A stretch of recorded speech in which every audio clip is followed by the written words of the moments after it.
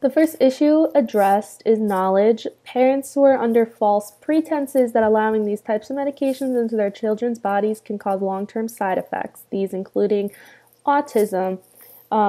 This was only first believed in 1997 when Andrew Wakefield had created a paper that stated that the measles, mumps, rubella vaccines would increase their child's risks of autism. However, there was never a link found between the two, and he lost his medical license and the paper was discredited. Next, we see the infant immune systems can't handle vaccines. On one of the .gov articles, we can see that infants can handle 10,000 vaccines at one time. If all 14 were given at once, it would only use up 0.1% of a baby's immune capacity. Next, we can see the natural immunity is better than artificial immunity.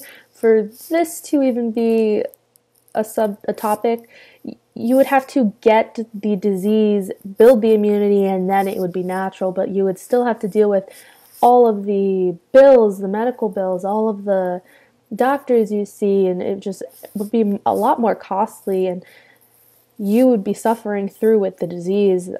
Next, they talk about unsafe toxins. The FDA has stated that the vaccines that we are taking does not, and that we're safe.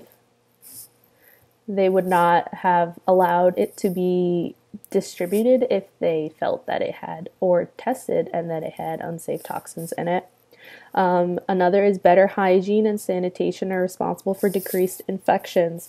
Although not all the credit is given to vaccines, there are cases that show that it does play a big role. In 1963, the measles were at an all-time high in the United States, seeing about 400,000 cases a year. When we look at it in 1990, there was no sanitation change, and the vaccine was administered at this time, and it decreased to only 20,000, which is a drastic drop. And then we see in 1993, there were only 15,000 cases. And if you look at the chart, it does show a percentage decrease over the years.